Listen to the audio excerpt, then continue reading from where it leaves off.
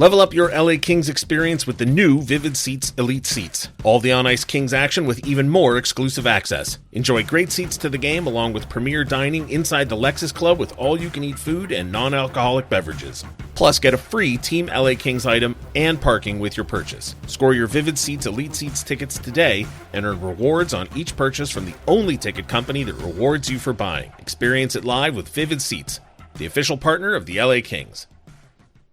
You're listening to an LA Kings podcast. For more episodes of this and every other Kings program, visit lakings.com/podcast.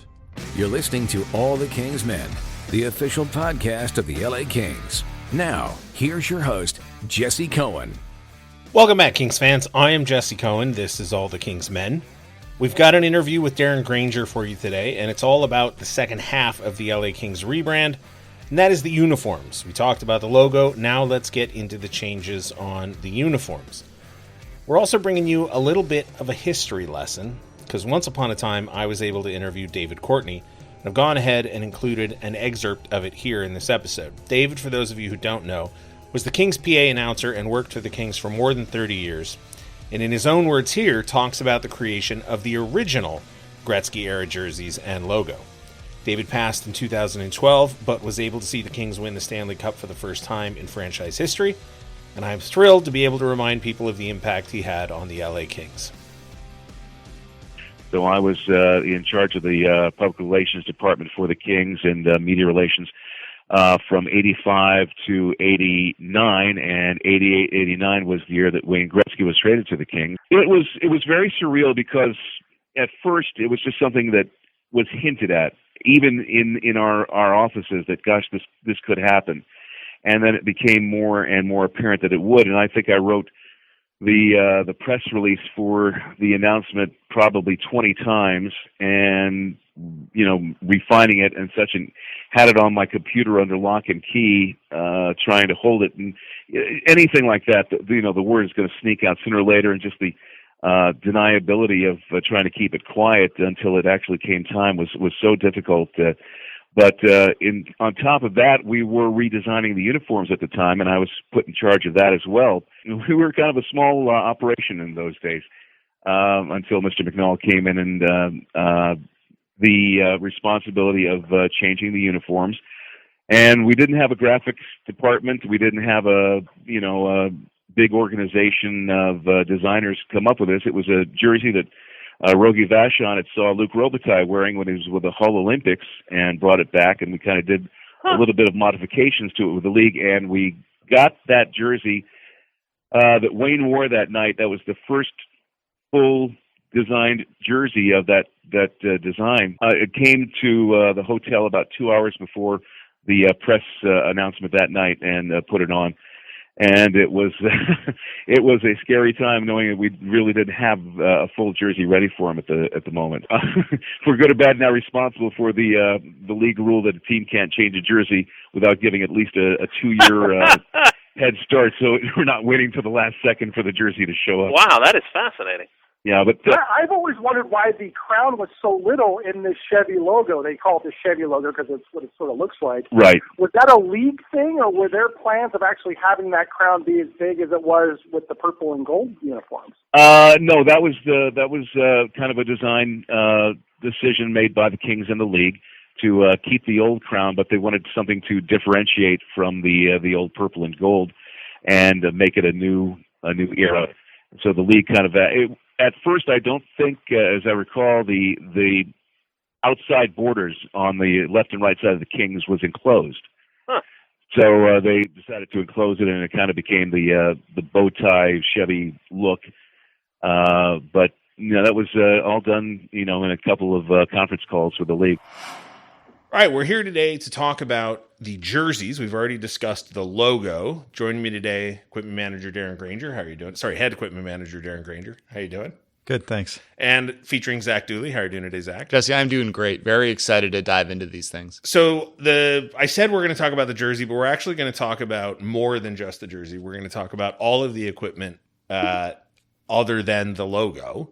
Although I suspect we might discuss the logo a little bit, but we've already spent an hour and 20 minutes talking about it. So, but Darren, I want to start from the top, literally, the helmets. I don't know if this will be perfectly clear from the promotional material that people will have seen by the time they're listening to this, but the number one part of this entire change that I'm the most excited about, I think, is the matte black helmets. I love matte black. Whenever I play Grand Theft Auto and you can take your car to the little shop, I'd always do it matte black. Cal Peterson's mask, when it had the matte black element with the shiny, I was in love with that. Drew Doughty's car is matte black, and I love it, and I desperately want a picture of him wearing the helmet next to his car. So whose decision ultimately was that to go matte black? Well, it was a group decision, with management, myself, and the players were quite involved when we started talking about making a change with the helmets. We looked at all of our helmets, at once with all the different jerseys to try and find something that we may be able to make a tweak on. And we kept coming back to the matte black helmet. We feel like it is a good match to the black that's used in the jersey, whereas the shinier helmet, it still looks good, but it doesn't have the same kind of tone as the jersey ends up having. And we think it looks great. I think if we wanted to explore ever wearing the black, matte black helmet with the white jersey, I think it does look a lot better in that way. A lot of teams are starting to do that now. You see Carolina using it. Toronto explored it last season as well. So I think, if it kind of tones down the look of that, of the shine of the helmet. And it turned out good. I think it really looks good. How difficult is it to work a helmet color in that hasn't really been used before? Like, as far as I know, no team has used a matte black helmet, at least on a permanent basis in the NHL. You've seen matte helmets in Vancouver temporarily. You've seen them in other sports. How difficult is it to try out and eventually work in a color that's not just off the shelf available? Right. Well, we were lucky in the fact that Vancouver and Tampa have tried the matte black helmet with their alternate jerseys. It did help in the process so that the manufacturers were already creating some of the models in matte black. They currently don't create all of the models in matte black. In fact, we're going to have a couple of players that they don't wear a model that, or they do wear a model that is not made right now, but the manufacturers are working quickly with us to be able to make all the models that they do and all the sizes. That's another thing for the manufacturers, because in the end they need to sell these helmets outside of pro hockey, and it is a big investment for them to create a new color. And so we were lucky the fact that those two teams had already started to wear it, and then we can kind of piggyback off of that and create the rest of the models. I hope I'm not asking you to speak out of turn, but in a previous life, I worked in branding. And if you ordered 100 tote bags with one logo on it, it's one price per bag. If you order 1,000 tote bags with a logo on it, it's a much cheaper price per bag. Does that apply to matte black helmets as well? It does. And especially if we're going to be the only team that's wearing it. They obviously are in hope of being able to sell them at retail, but we'll be the marketing plan for that. We'll be the team that helps them to sell those. And we saw that a lot with the chrome helmet. None of the companies had a chrome helmet at the time that we started wearing the chrome helmet. And now they do. Two of the companies do sell that helmet in their line.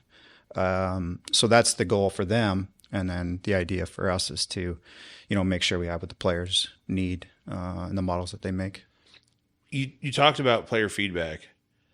How much feedback is there, and how easy is it to tell the players, no, you can't have, whatever it is, a silver tinted visor or whatever they want? Yeah. I mean, for the most part, it works out that they see what other guys are wearing in the league and, that type of thing. But as far as the feedback with the color of the helmet, with the uniform, we had a pretty big group originally involved in looking at what we were planning to do with the jersey. And then when we introduced the helmet, the guys really kind of took the helmet as, a real part of the uniform. That was the big change.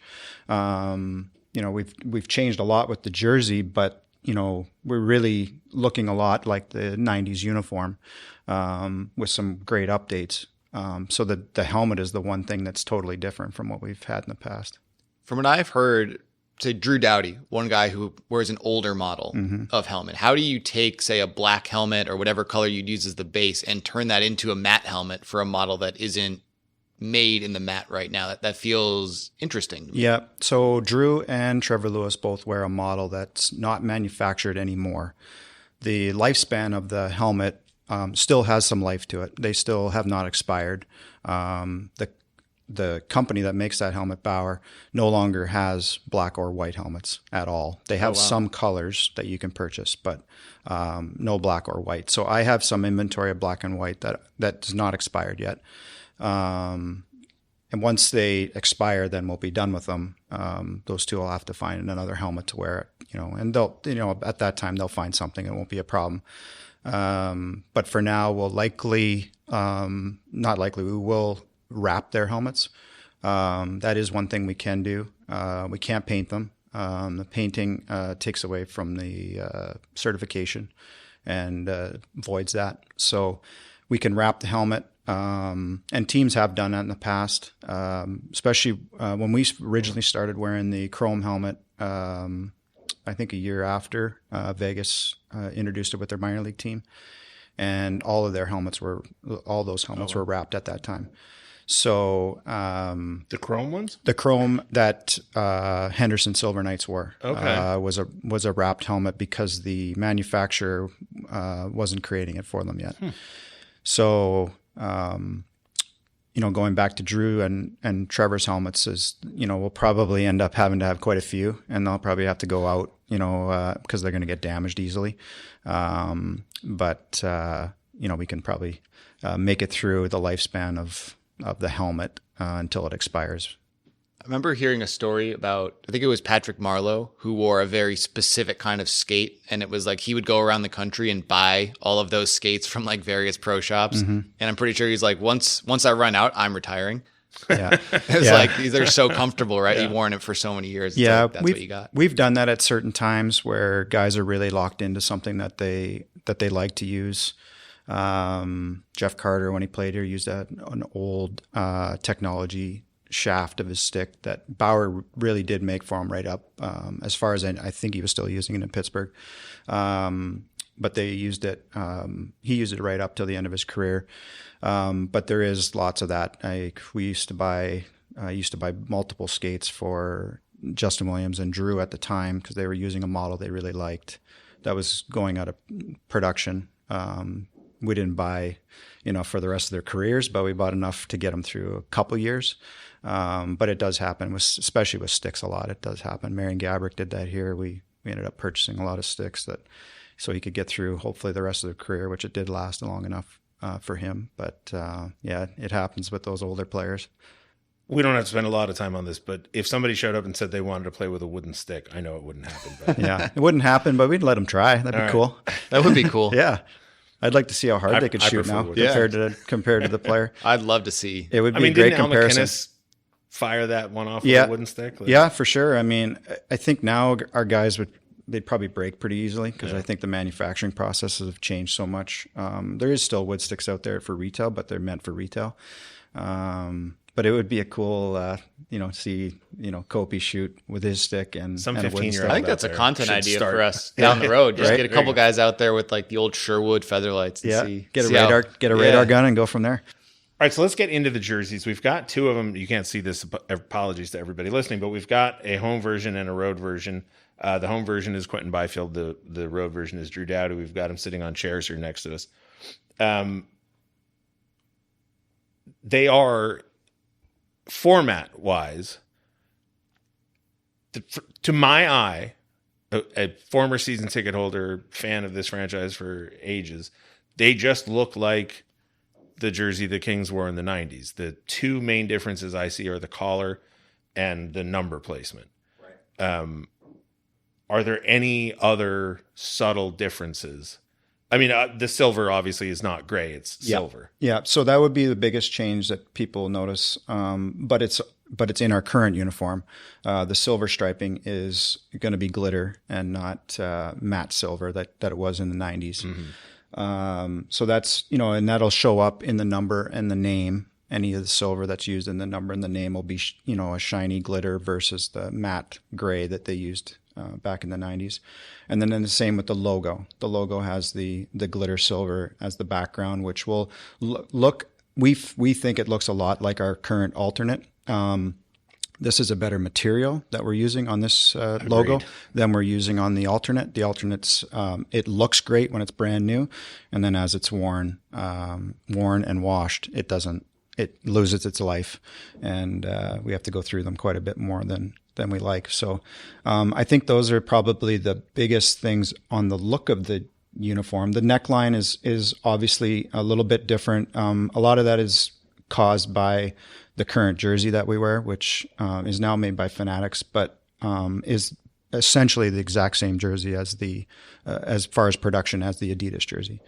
So the neckline is different than the 90s for sure, but that's mostly caused by it actually is a total different built jersey than it was in the 90s. You're talking about the pieces of fabric and how they exactly, and how it's constructed, and there's different vents and seams and stuff like that than there was back then. I have one real quick question, and I know that you probably don't have control over this. It's honestly my only at this point complaint is too strong a word. Why do every team do collars that is one color in the back and a different color on the front? It's probably more of a design look than anything. It's league wide, right? Yeah, it doesn't have to be. It can be created. So you held up the white jersey. Mm-hmm. It has a black collar at the back and then a finer pinstripe collar at the front. I think one thing that it causes a little bit in the front is the league logo is in the center, and obviously the league wants that to pop a little bit. So I think that may cause teams to go to the white on white or black on black in that case, and then have the different tone in the back. The one thing we really concentrated on with the neckline that we have some issues with our current jersey is we have the glitter silver in our neckline currently, and our players get a lot of jersey burn from that material because it has a bit of a rough texture. Yeah. So we removed that. That was a player-friendly one that we wanted to make sure we took care of. So I've heard that feedback in preparation for this, that's something that it's a piece of information really only you would have, right? Or you and your team would have. Mm-hmm.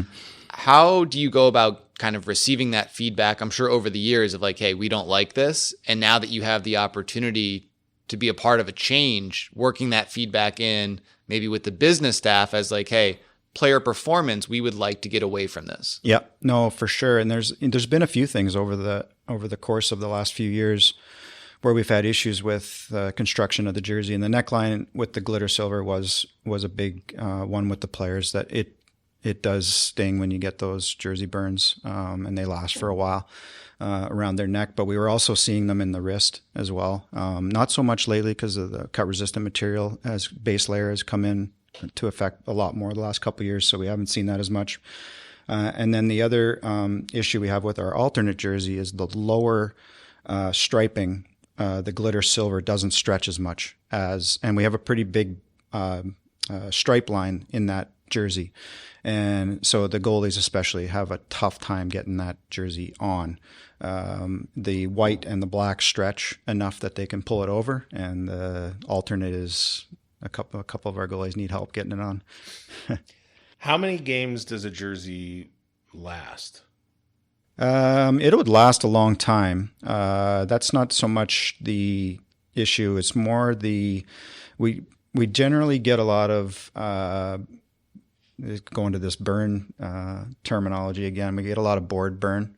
And that's when a player will get rubbed out on the glass or the boards with his jersey first. And we get a lot of tearing and in the shoulders and, the bicep area and the elbow. And those, with the new jersey material, which Adidas introduced as a recyclable material, it doesn't rip as a a repairable tear, it burns off. Like it leaves a hole that you can repair it, but it doesn't look great. So we don't go very long. The white ones, we used to dry clean them like constantly. Like as soon as, if a road trip ended, we would clean them as soon as we could. But we don't really do that anymore. I think we have a demand for game jerseys. And so we'll use, in a year that we have an alternate, we'll probably wear 3 to 4 sets of the white color and then probably only 2 or 3 of the black, depending on what we're, if we're having any special events or anything like that. This is probably actually neck and neck with the matte black helmets for me as far as elements that I'm the most excited about. The piping is gone. Oh, yeah. From the day the piping was introduced, which I think was Reebok, right? Yeah. In 2006? That was the year that that Reebok started to make the jerseys. Yeah. And we had moved into the alternate jersey, which became our current black jersey. And then we obviously created the white jersey based on the black one. Right. I could not stand the piping. Yeah. It just drove me crazy. Never understood. It was just, I'm so thrilled to have it gone. Was there a world where it stayed? Like, was there a conversation of maybe it stays, or was it just like, no, we're getting rid of it? No, I think it never really was talked about. I think we wanted to keep with the tradition of the 90s jersey. I think the group that we had together, we find that the players that played here in the past are a big part of our organization, and we wanted to try and touch on all of the eras of the Kings in this new uniform. And that's why you see the 60s crown that's been recreated, obviously the 90s logo, which has been updated. We wanted to keep some elements of the current home plate crest in the jersey, and we think we created that in the center part of the logo. So we wanted to, really touch on all the eras of the Kings' history and make sure that we could try and combine it into one jersey.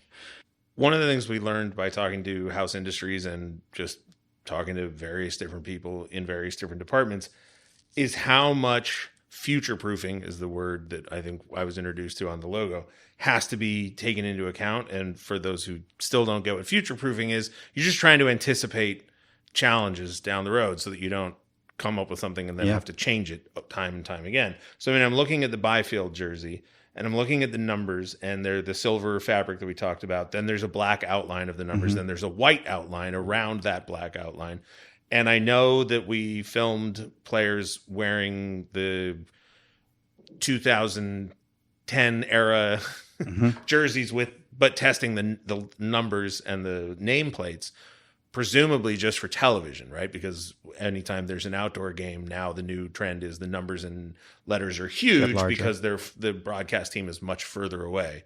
So how much collaboration is there between House Industries, you, Nick Nixon, Hoover, like the TV side? Like there has to be constant communication. There was a lot, especially with House. I think we were trying to make sure that we could create fonts and logos, especially, but the font of all the elements, the Kings branding, the number, the name, that it was consistent throughout. And that we wouldn't have to look at maybe changing those things quickly down the road. And then we're trying to tie in elements from past era jerseys to try and keep it similar. So we're honoring those time periods.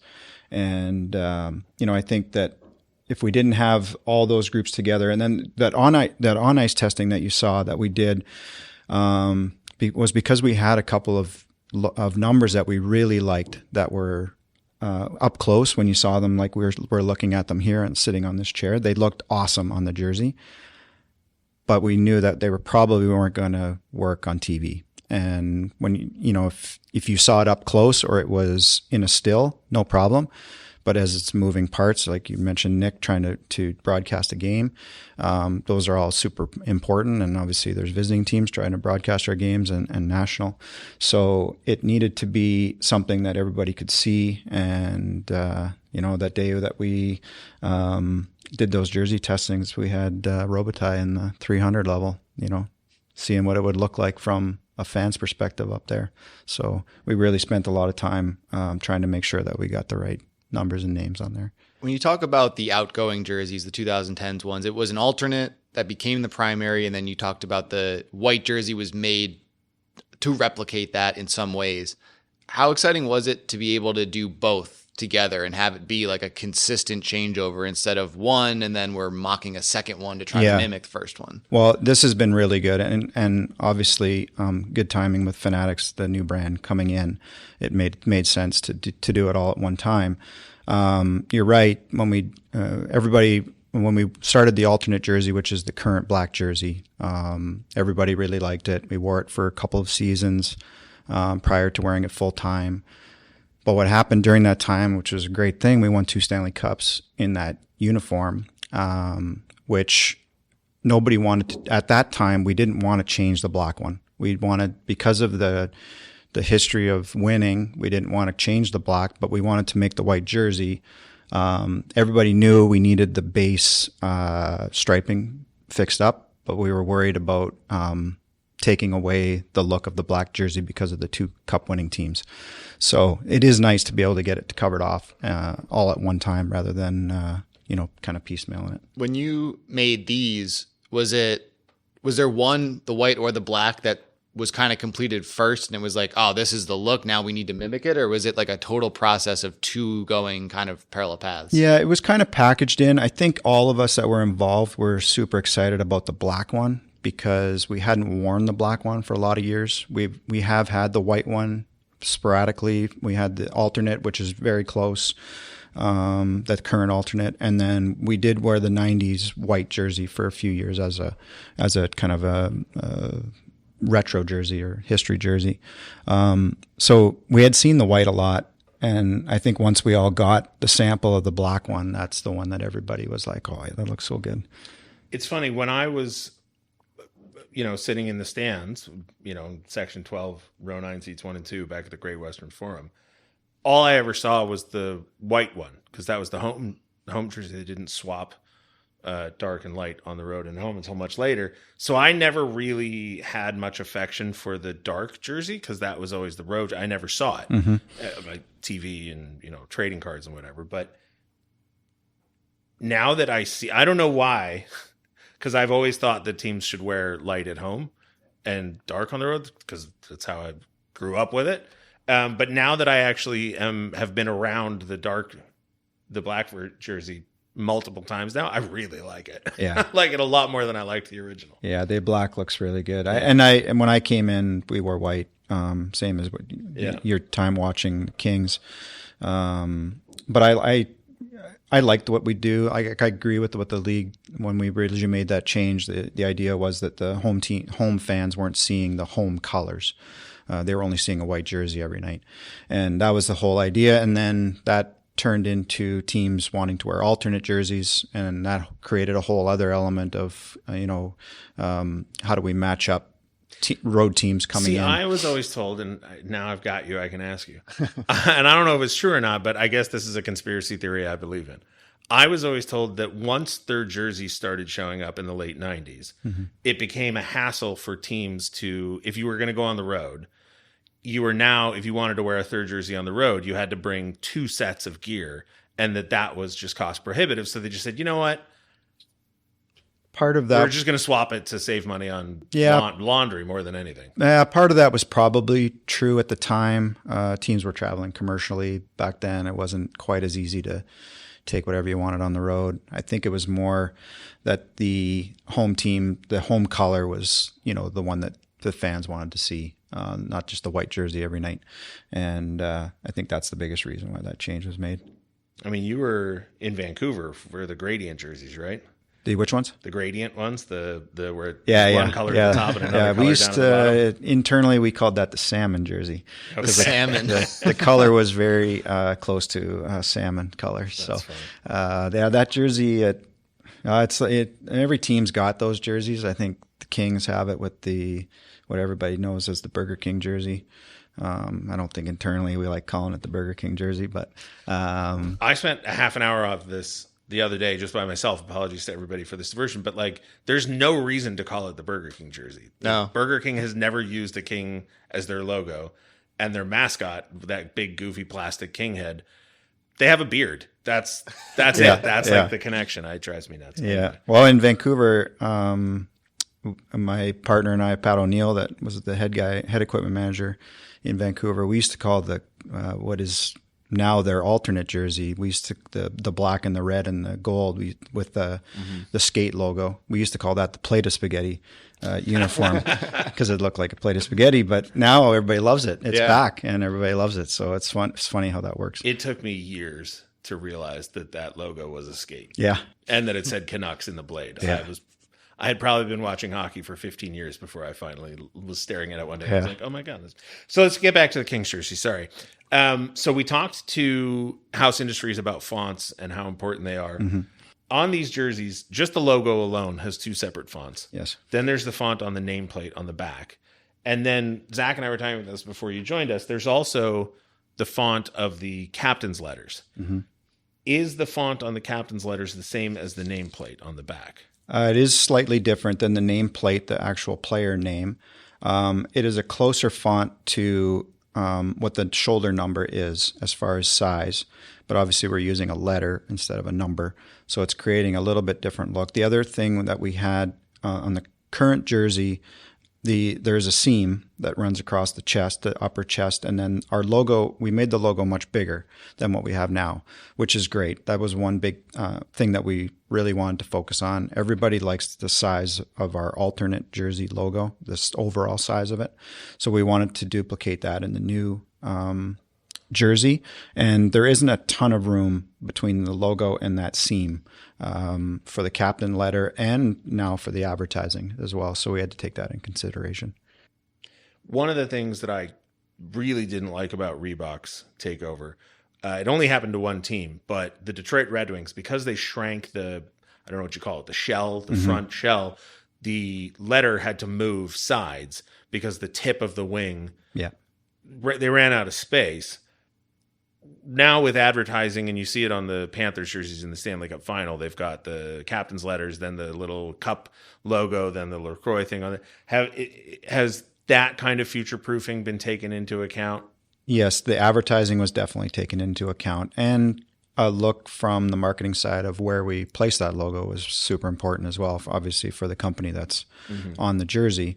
I will gladly take on putting a Stanley Cup logo on the jersey and finding a spot for it. I mean, it's only 3 players on the team that have to worry about it. That's right. Everybody else just gets... Yeah, we can move that A or C over just a little bit to make room for that.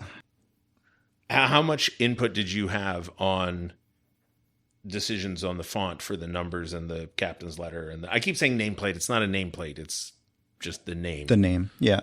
Quite a bit. I mean, we had a good group of people in the organization that obviously have a lot of say and as much say. I think House really helped kind of get things dialed in because there's a lot of fonts out there and it can get carried away. We did want to keep with the tradition of the style of number that we used, which is very close to what was used in the 90s. It's not exactly the same, but I think from a fan perspective, if you saw it at a game, you might not necessarily know a total difference. We tried a lot of different looks of changing the font, and everybody's eye kind of came back to the traditional type number that was worn back in the 90s versus totally changing it. We felt like we were using a somewhat of a retro historic, we think a very historic jersey, especially in Kings history, but it also was a big time of that uniform in league history.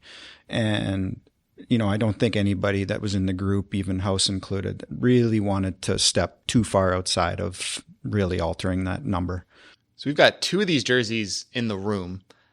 A lot of events kind of coming up in the NHL calendar. Draft, development camp, free agency, players will be coming into the organization who would maybe be modeling how many of these jerseys exist that you know of, and how many have you created of the ones that exist? There's not very many in existence. They're going to be here soon, but they're not. We'll have them at the draft. Those any draft pick that we have will have the new jersey in black. for that. We only have 2 white jerseys, and I have a few black ones that we've used for promotional stuff. Is this one of them? That is one of the white ones. Jesse was given very strict instructions, like, do not F this up. Yeah. I was given custody of the There's jersey only 2. last night, and I had nightmares. Yeah. Literally Well, about I can losing tell it. why, because the other white one that we currently have has been altered about 10 times for different promotional and marketing things. So the Dowdy one is a real deal one. That one is exactly the way it'll be worn, as is this Byfield one that's here today.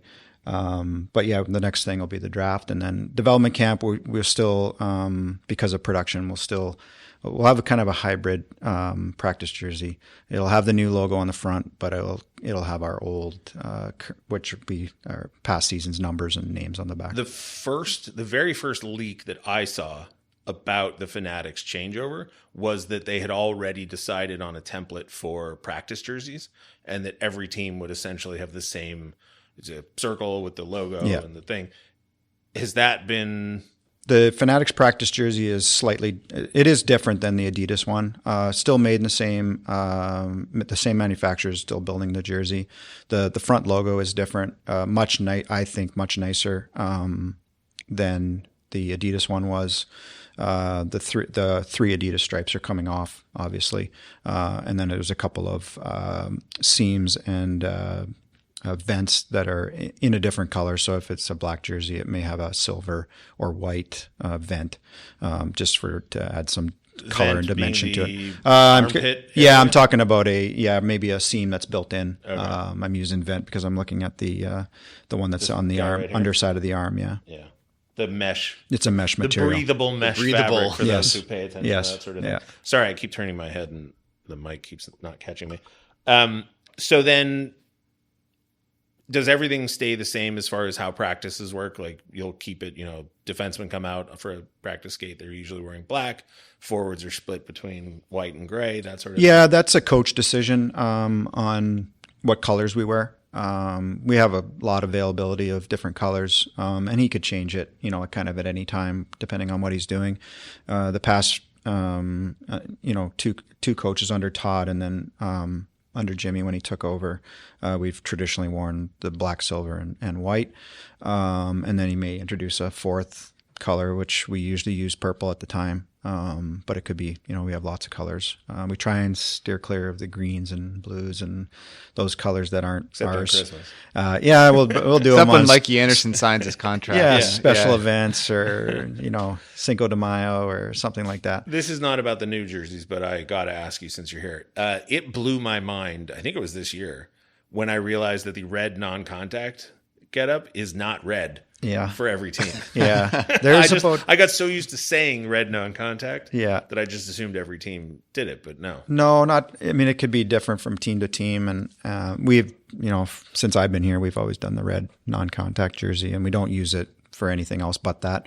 So if Jimmy needed a line in a different color, we wouldn't use red. We'd use, purple or gold or green or blue. Those are our other colors.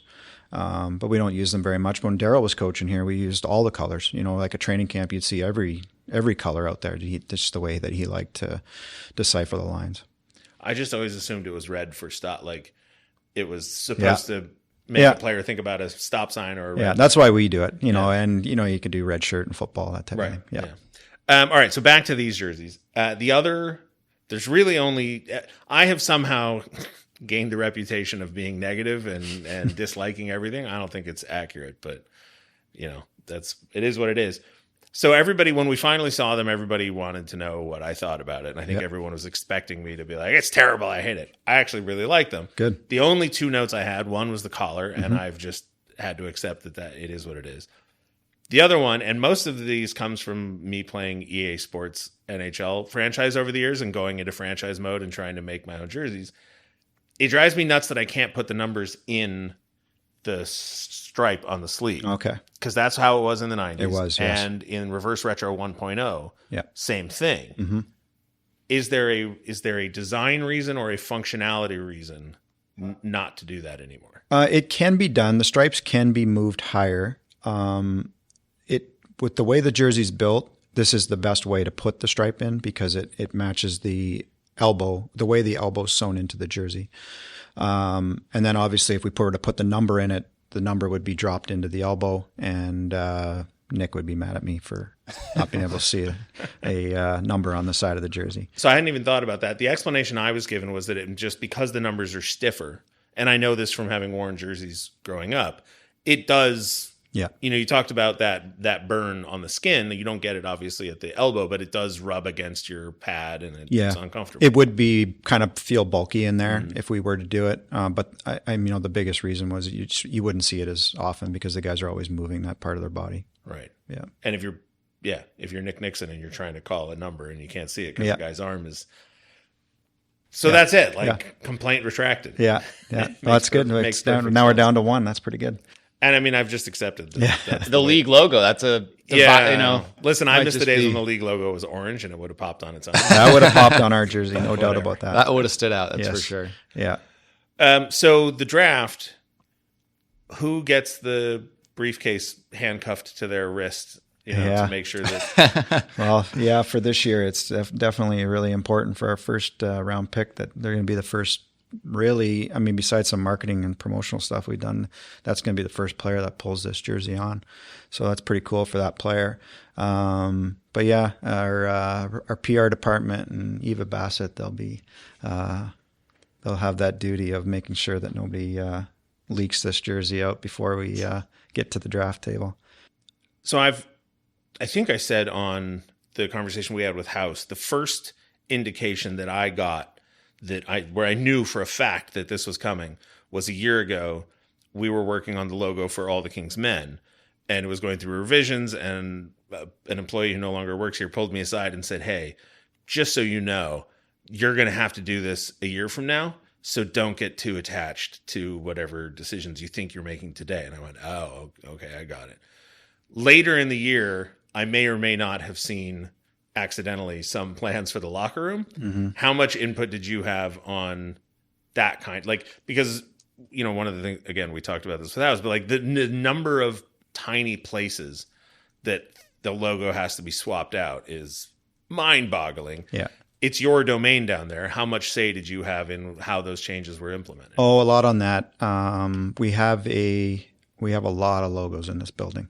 Between here and Crypto, it's a huge change. Obviously people see the sign that's on the outside of the building or the sign as you walk into the office. The doors have, but every door has one. On steel, I think. And then you get into the real details of, the helmet stickers are all different now. The apparel that not only that we all wear day to day, but the base layer that the players wear, that all has to be changed. The equipment bags that we travel with, the trunks that we travel with, all that has to be changed. So it is a huge change, and it's probably going to take a little while to get through it all. We're going to really target the major ones that everybody sees, right away in the first week or so. And then, over the summer, we'll pick away at the rest and Crypto will get down there before the season starts and get to those. But it is a lot of change as far as the branding side of it. But do you have veto? But if they come along and say, all right, the nameplates, we want to have the logo on both sides of the name, do you get to say, no, we're not doing that? Yeah, if it was outside, obviously the jersey was a big collaboration with a bunch of people in the office. But as far as the dressing room and Luke and Blakey give me pretty good control of, what we put up or, a coach may want something that's different, but, the logo that's going to be in the ceiling, that type of thing, that's on me. Do you design, when they do a post-game interview and it's Cam Talbot wearing a hoodie and a hat with his number on it and everything, who designs that? Oh, I got really good assistants that are really good at working with computers and design, and we create a lot of those. All of them now, actually, all those numbers and things, we try different things. Those are all done in-house now. And we like to just kind of mix it up a little bit and try different things. We had the Hollywood sign look last year, and we've done some stuff for the outdoor games, especially the one at Air Force. We did some different things. So yeah, just to kind of keep it different. We wear so much apparel. There's a lot of changes for different events and different things that happen in the league throughout the year. So it's nice to switch it up. Those are some of my favorite things that I see. Just the little details, like the Hollywood sign one in the names or the specialty nights. It's just cool to, I'm sure for you guys as well, to have a little creative freedom for sometimes a team that's black and white. Yeah, exactly. It can get a little. So when you can get outside of that and be creative, I've always loved seeing some of the stuff. It's also one of the biggest requested, people say, like, where do I get that? I know. I have to tell them, I don't know. I don't know. I don't know what to tell you. These are one of one. Dana Bryson and Chris Shornack, they were very excited about the kangaroo for the kangaroo that we used in Australia. The kangaroo. Exactly. So we know that it's a 2-year process to make this change. The league put that rule in. I don't think we've talked about it yet on this episode, but we years ago I had an interview with David Courtney, who was responsible for designing, or partially responsible for designing not only the jersey but also the logo when Wayne Gretzky came to the Kings. Okay. And they only had one prototype, and they were rushing to get it to the hotel on time for the press conference introducing Wayne Gretzky as a member of the Kings. And that's when the league said, we don't want to deal with this stress anymore. You have to give us loads of prep time. It was implied in our conversation with Kelly Cheeseman and House that the crown might become a future secondary mark. So how much, if that were to happen theoretically, how much thought has already been put into I know there's going to be no third jerseys this year because of the Adidas to Fanatics switchover. Mm-hmm. But down the road, teams will presumably go back to heritage jerseys, third jerseys. I don't know if reverse retro will ever happen again. 3.0 seems like stretching a lot of teams pretty thin conceptually. But how much thought is being given towards that sort of jersey? A lot. And a lot happened during the design of these jerseys that we were concentrating on what we wanted to do for an alternate when we were able to introduce that. We have put in a plan to wear an alternate jersey 2 seasons from now, which is the league rule that you're talking about, that we have to have those plans ready to go so that Fanatics can start processing the help to make that uniform. The crown is going to be a big part of, I think, future uniforms. I think we really like the look of the new crown, and especially when it gets enlarged into a full size.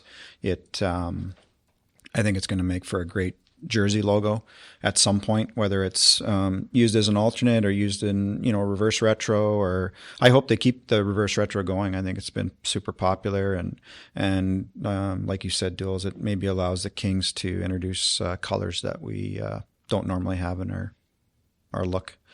Tougher. Montreal's, as far as I'm concerned, already 0 for 2. I don't know what they're going to do if you it's tough give when them another at bat at it. You keep that traditional look going. It's very tough to make a change for those teams. Real quick question, and I don't know if you know the answer to this or not, but the crown on the logo patch, it's a front for logo. Those who don't know what I'm doing, I'm touching the Drew Doughty jersey. I can't stop. So the logo has, the black outline is not as raised as the white interior outline. Then you have the Kings lettering that's raised, the Los Angeles lettering that's raised, but the crown feels like a separate piece attached to the overall jersey. Was that? Yeah, it was done that way.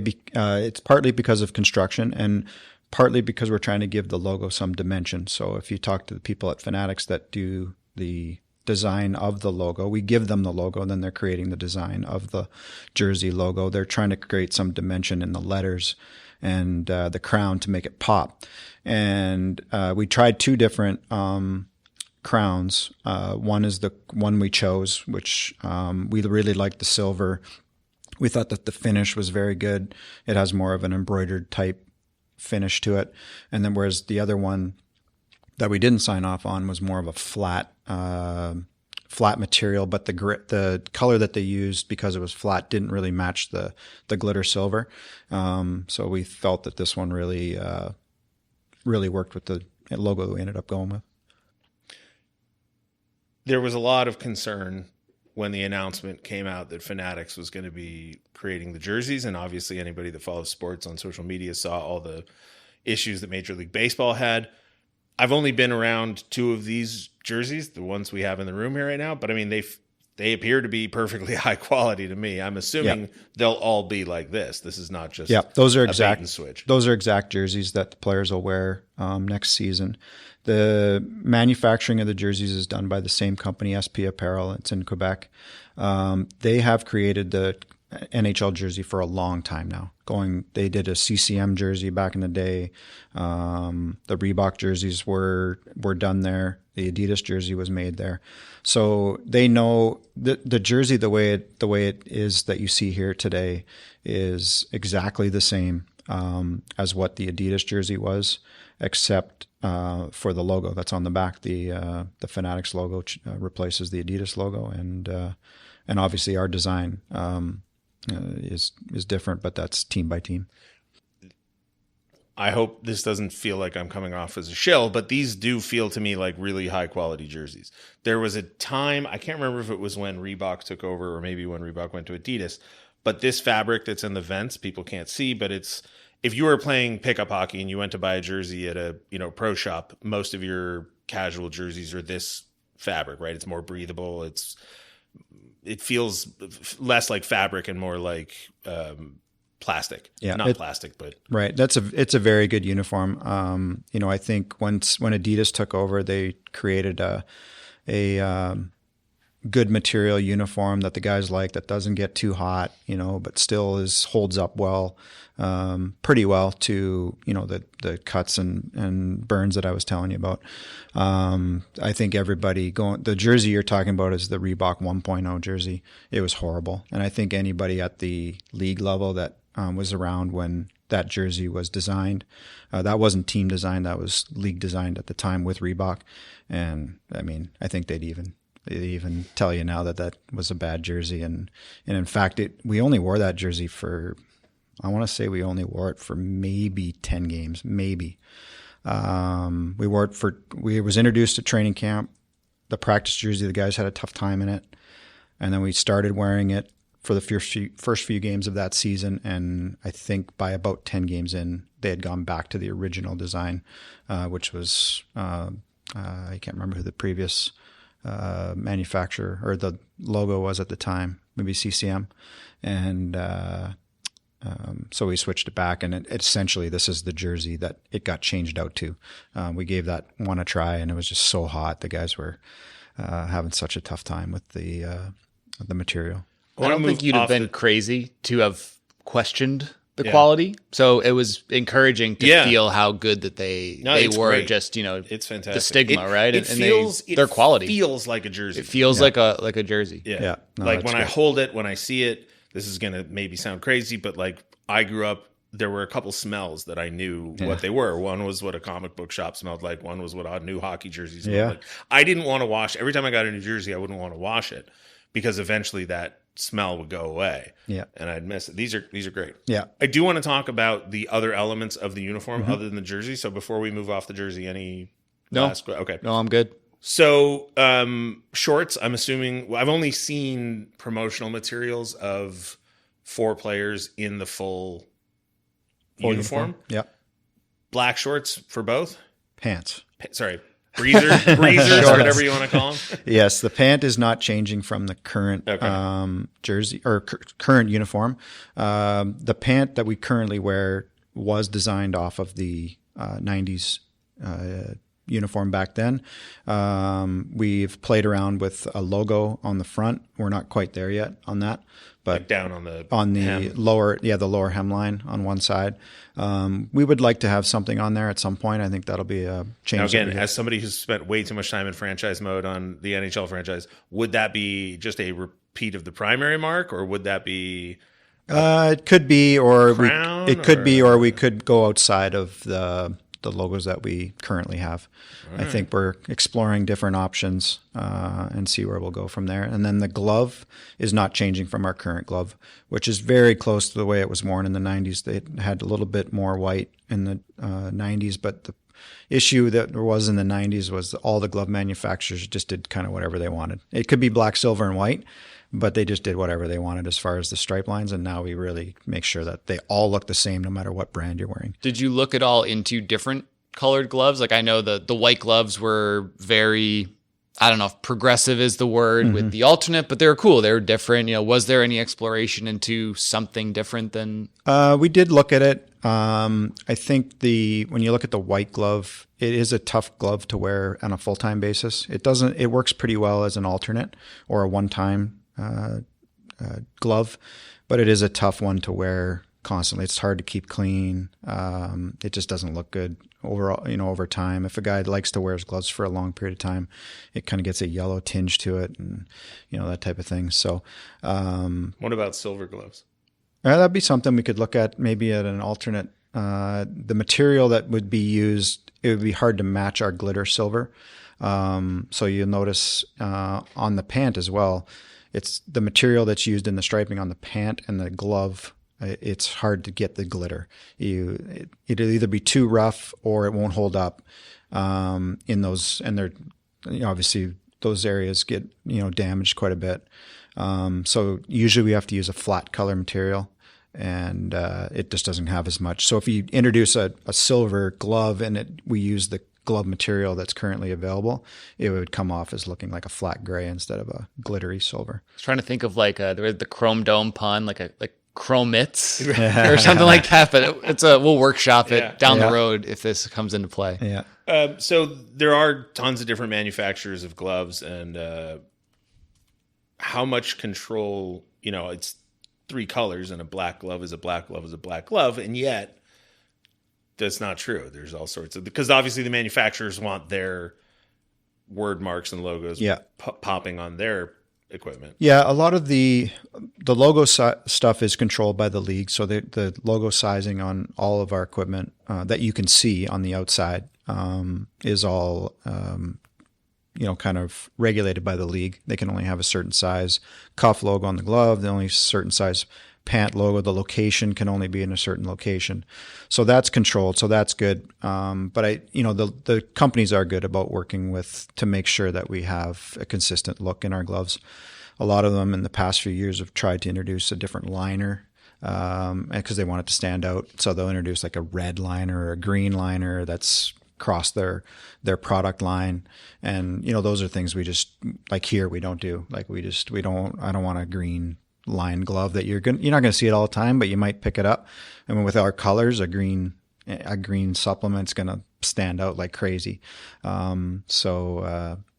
But they are very good about working with us to make sure that everybody looks the same. It's like a dress shirt when you look at like those kind of like the inside of on like white shirts, people have like the colors now, and it's like, you don't see it all the time, but it would stand out with our colors. Very much. I think the final element that we have to talk about is a sort of perfect encapsulation of the entire thing, because it's the socks. Mm-hmm.